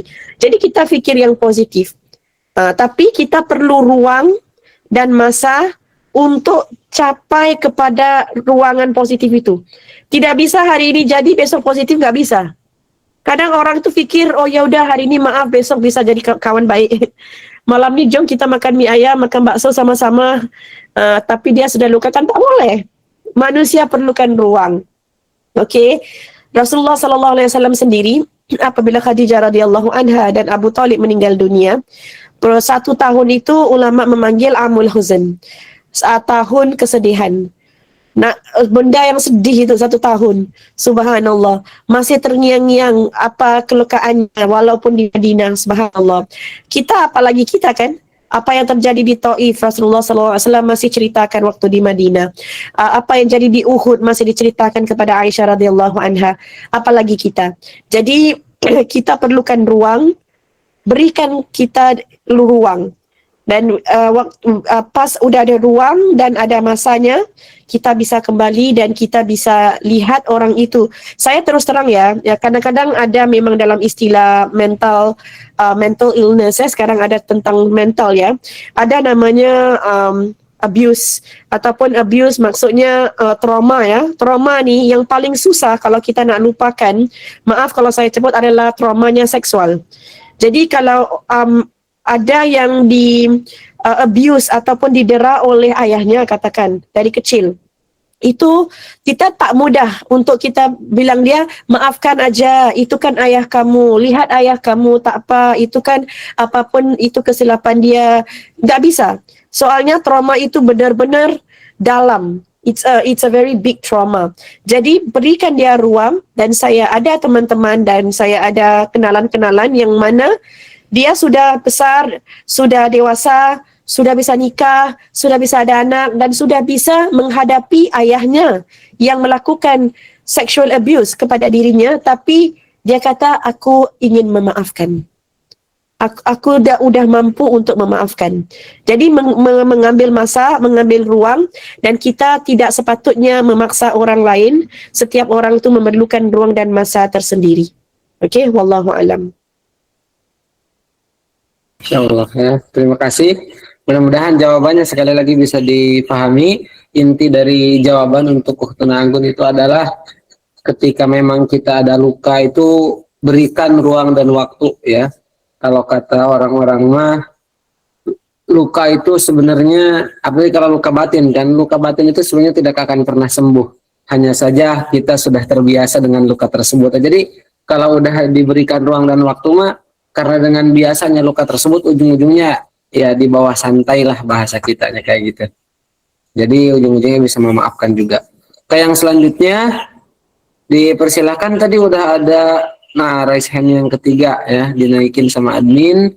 Dipersilahkan kepada Ukhtuna Frida dari room 1 kalau ingin bertanya langsung on mic dan disampaikan pertanyaannya ke pemateri kita pada malam hari ini. Baik, terima kasih atas kesempatannya, admin. Assalamualaikum warahmatullahi wabarakatuh. Perkenalkan, saya Frida dari room 1, asal saya dari Tulungagung. Saya ingin menanyakan terkait trauma yang baru saja dibahas tadi. Nah, tadi sudah sempat dibahas bahwa trauma yang terjadi pada kenalannya Ustazah itu, kenalannya Ustazah sudah bisa menerima bagaimana ayahnya memperlakukan ia sejak masih kecil. Namun bagaimana jika kasusnya itu trauma itu masih diusahakan untuk disembuhkan, misalkan dari cara mengajar orang tua, dan itu masih terjadi sampai sampai kita sudah dewasa. Jadi kita ingin berusaha menyembuhkan, tetapi sumbernya itu juga masih tetap ada. Jadi kalau misalkan kita ingin menghindar pun juga tidak bisa, karena masih satu rumah dengan orang tua dan belum ada kesempatan untuk berpisah rumah atau mengontrak sendiri seperti itu, Ustazah. Bagaimana caranya untuk kita bisa lebih cepat sembuh dengan kondisi seperti itu? Terima kasih. Masya Allah. Terima kasih Ukhtina Frida. Jadi ini adalah tentang masalah orang tua ya. Aduh, subhanallah. Ini soalan yang sering saya dapat karena ini gimana ya, waktu saya muda-muda jarang dibahaskan mengenai orang tua yang melakukan kesalahan, kan? Saya rasa, saya yakin semuanya kayak gitu kan. Jadi dari kecil tuh kita harus menghormati orang tua, birrul walidain, kita ikut aja nuruti apa gitu kan. Tapi zaman sekarang udah ada perkataan kayak manipulative parents, narcissistic parents, hatta toxic parents ada. Jadi gimana Ustazah kalau ibu ayah kita yang benar-benar ada masalah dan susah untuk kita untuk menjadi anak yang baik untuk mereka, ataupun kita sendiri yang ada trauma sebagai anak. Jadi alhamdulillah, saya kirain ini adalah sebenarnya bukan masalah Gen Z atau apa. Saya sebenarnya suka yang minda kita terbuka, dan memang ada kenyataan kita memang kena baik, birrul walidain. Kita harus wabil walidaini ihsanan. Kita buat baik kepada ibu dan ayah. Dan perkataan birrul walidain Allah sebutkan birrun, datang daripada perkataan barrun. Bahrun maksudnya laut, enggak stabil di laut. Kalau barrun maksudnya darat, stabil.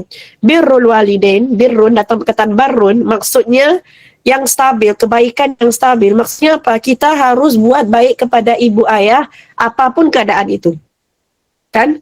Kecewa nggak atau sebel ke apa itu kan, kita birrul walidain, buat baik kepada ibu dan ayah itu senantiasa.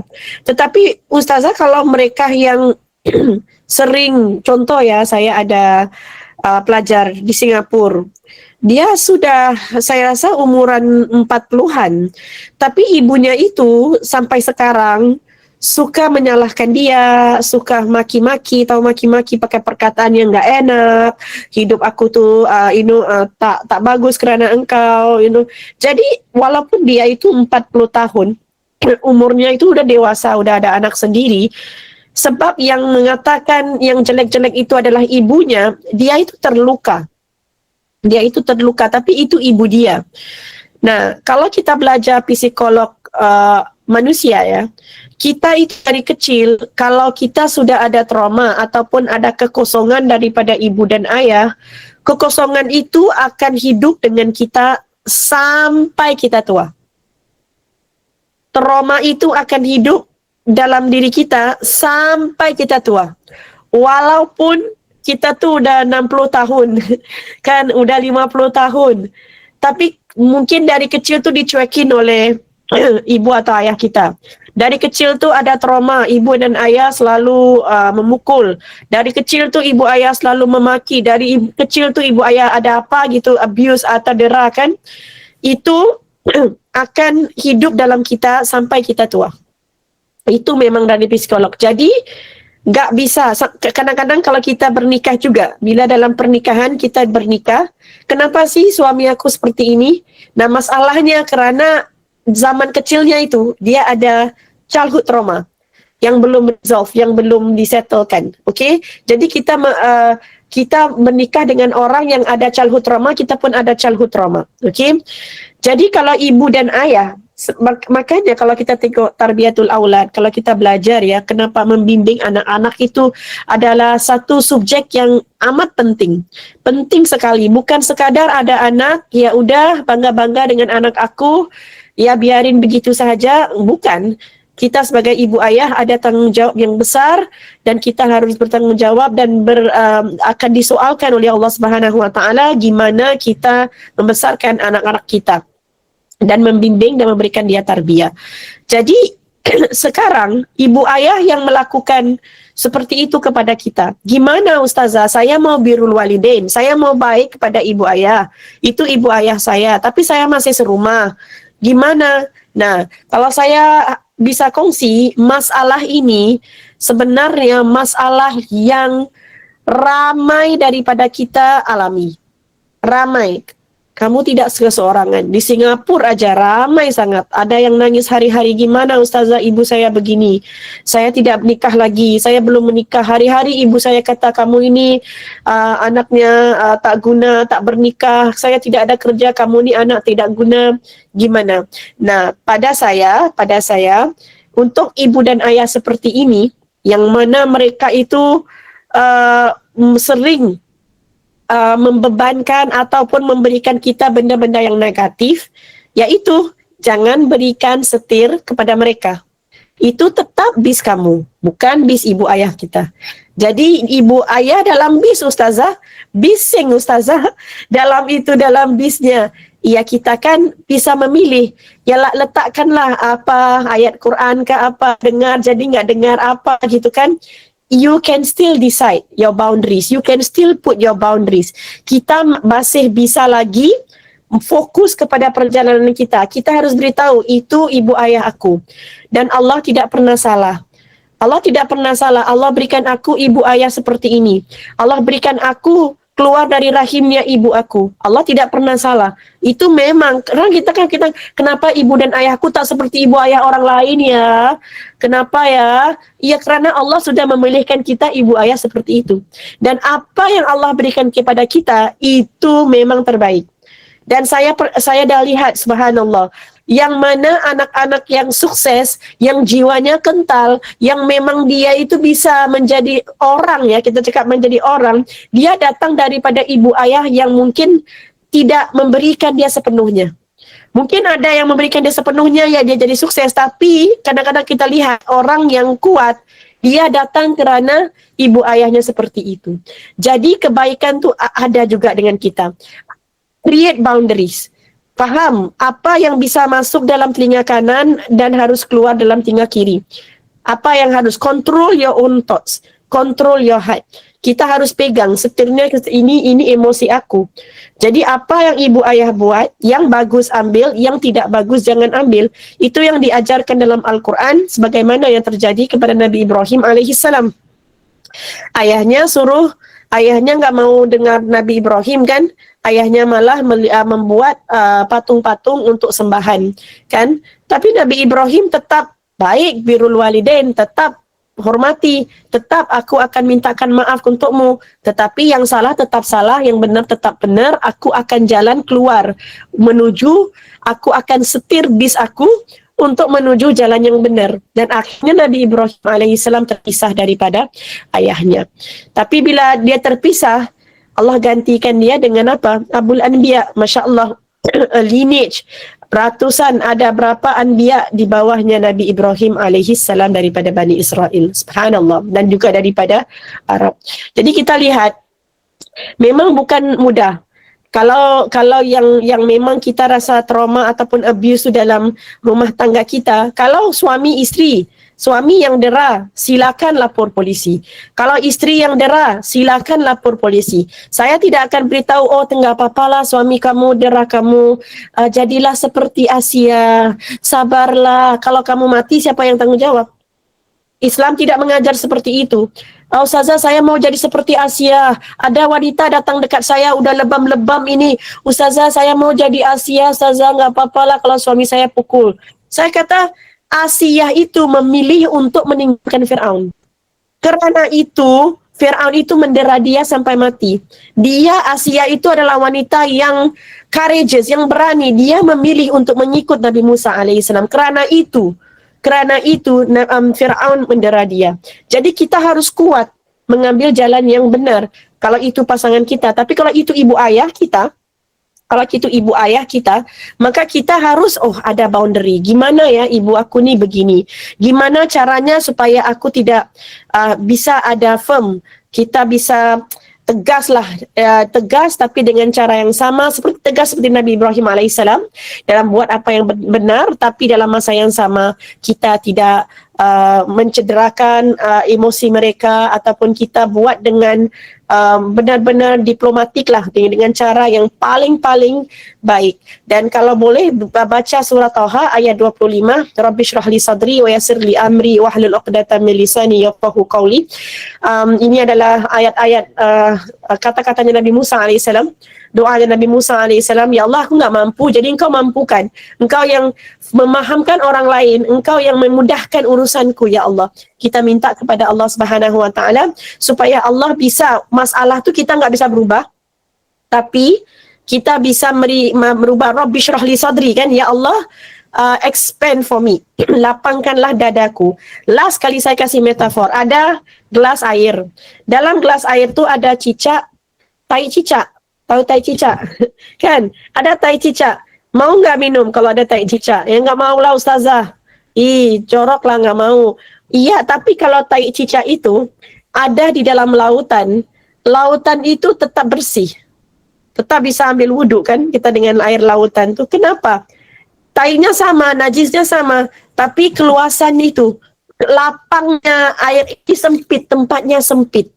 Jadi dalam hidup kita pun seperti itu. Kita kadang-kadang nggak bisa menghilangkan benda yang kotor atau benda yang mengganggu kita dalam kehidupan kita.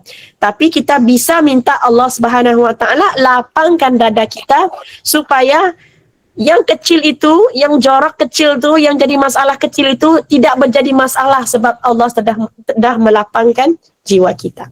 Okey? Alhamdulillah. Saya harap ini menjawab lah ya, Frida.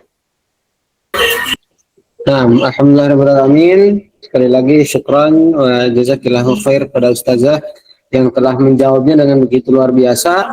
Saya highlight bagian terakhirnya, memang berarti poin pentingnya kalau memang ada di antara kita yang toxic parent kalau bahasa sekarangnya, maka yang harus kita kondisikan adalah apa yang di dalam hati kita ya.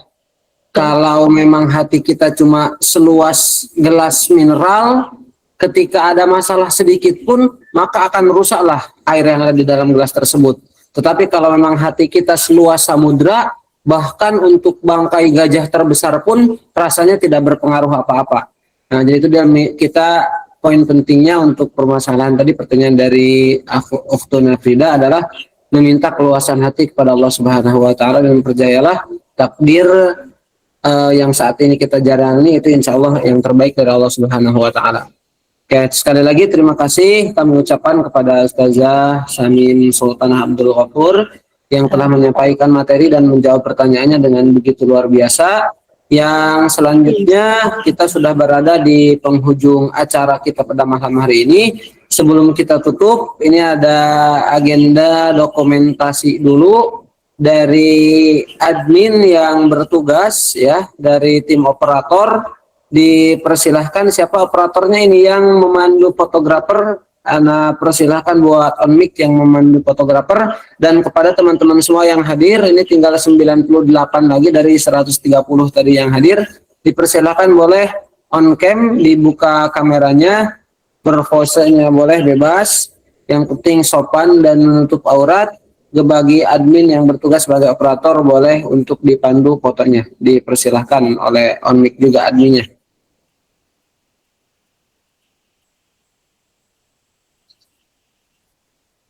Mana nih adminnya? Halo admin. Ada gak nih adminnya? Wait.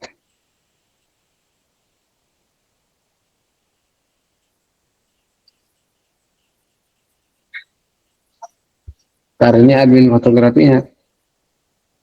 Kalau mohon admin yang hitungnya biar admin, nanti saya hitung 3, 2, 1. Tentunya nggak ada yang screenshot. Repot ini.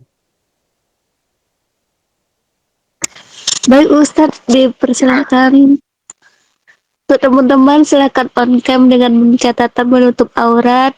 Saya hitung 1, 2, 3.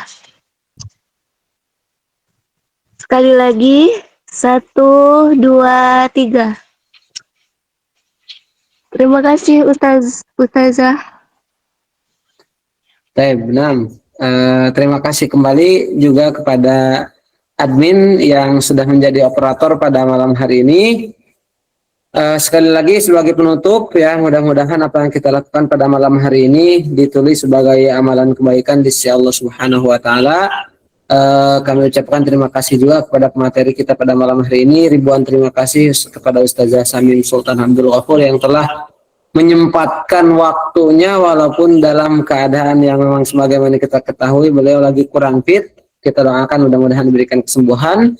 Yang terakhir sebagai penutup, mari sama-sama kita tutup agenda kita pada malam hari ini dengan bacaan hamdalah dan doa kafaratul majelis. Alhamdulillahirabbil alamin. Subhanakallahumma bihamdika asyhadu an la ilaha illa anta astaghfiruka wa atubu ilaik.